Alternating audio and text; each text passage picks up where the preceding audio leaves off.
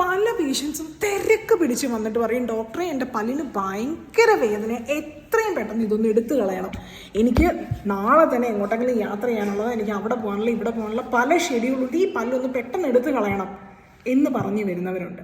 പക്ഷേ ഈ പല്ല് എടുത്തു കളഞ്ഞാൽ നമ്മുടെ പ്രശ്നങ്ങൾ അവിടെ കൊണ്ട് തീരുന്നുണ്ടോ? ഇല്ല. ഇമാജിൻ നമ്മൾ ഈ കാറ്, നമ്മൾ 3 സീറ്റർ കാറിൽ നമ്മൾ യാത്ര ചെയ്യുകയാണെന്ന് വെച്ചോ, 3 പേര് അടുപ്പിച്ചിരിക്കുകയാണ്, ബ്രേക്ക് ഇടുന്നു, അങ്ങോട്ട് തിരിയുന്നു ഇങ്ങോട്ട് തിരിയുന്നു, നമ്മൾ 3 പേരും ഒന്ന് അഡ്ജസ്റ്റ് ചെയ്ത് അതേ സ്പേസിൽ തന്നെ ഇരുന്ന് അങ്ങനെ അങ്ങ് പോവുക.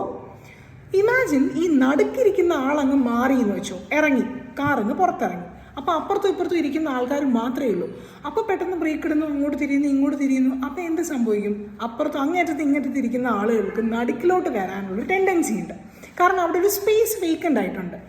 എന്ന് പറഞ്ഞതുപോലെ നമ്മളൊരു പല്ല് റിമൂവ് ചെയ്ത് കഴിയുമ്പോൾ ആ പല്ലിൻ്റെ അപ്പുറത്തും ഇപ്പുറത്തും ഒപ്പം അതിൻ്റെ ഓപ്പോസിറ്റുള്ള പല്ലിനും ആ വേക്കൻറ്റ് സ്പേസിലോട്ട് വരാനുള്ളൊരു ടെൻഡൻസി ഉണ്ട്. ഇതെങ്ങനെ ഈ പുറത്തോട്ട് വരുന്നത്? പുറത്തോട്ട് വരിക എന്ന് പറഞ്ഞാൽ ഈ പല്ലിരിക്കുന്ന എല്ലിൻ്റെ ഉള്ളിലാണ്, ബോണിൻ്റെ ഉള്ളിലാണ്. അപ്പോൾ ഇത് പുറത്തോട്ട് വരുമ്പോൾ അത് എല്ലിൽ നിന്നും പുറത്തോട്ട് വരണം. എല്ലിൽ നിന്നും പുറത്തോട്ട് വരിക എന്ന് പറഞ്ഞാൽ നമ്മുടെ മരത്തിൻ്റെ വേര് മണ്ണിൽ നിന്നും പുറത്തോട്ട് വരുന്ന പോലെയാണ്. ഈ മണ്ണിൽ നിന്ന് വേര് പുറത്ത് വന്നാൽ എന്ത് സംഭവിക്കും?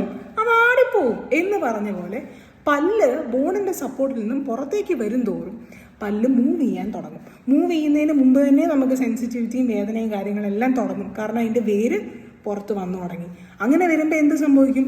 നമ്മൾ ഒന്നില്ലെങ്കിൽ ആ പല്ല് റൂട്ട് കനാൽ ചെയ്ത് സേവ് ചെയ്യാൻ പറ്റുമെന്നൊന്നും പറയാൻ പറ്റില്ല. ഒത്തിരി പുറത്ത് വന്ന് ആടി കഴിഞ്ഞാൽ പിന്നെ ചിലപ്പോൾ എടുത്ത് തന്നെ കളയേണ്ടി വരും. അപ്പോൾ എത്ര പല്ലുകൾക്കാണ് നഷ്ടം വരുന്നത്?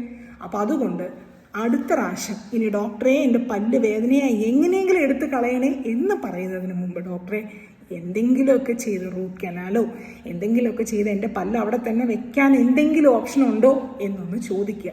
ഇനി ഡോക്ടർ അത് സജസ്റ്റ് ചെയ്ത് അത് ചെയ്യുക. പിന്നെ ചിലവരുണ്ട് ഇതെല്ലാം കഴിഞ്ഞിട്ട് നമുക്ക് ഒരു രീതിയിലും സേവ് ചെയ്യാൻ പറ്റാത്ത സിറ്റുവേഷനിലായിരിക്കും വരുന്നത്.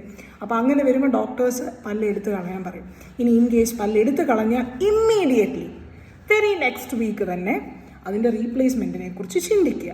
കാരണം എല്ലാ പല്ലും അതത് സ്ഥലങ്ങളിരുന്നാൽ അതതുപോലെ അങ്ങ് പോവും. അങ്ങനെ സുഖമായിട്ട് നമുക്കങ്ങനെ പോവാം.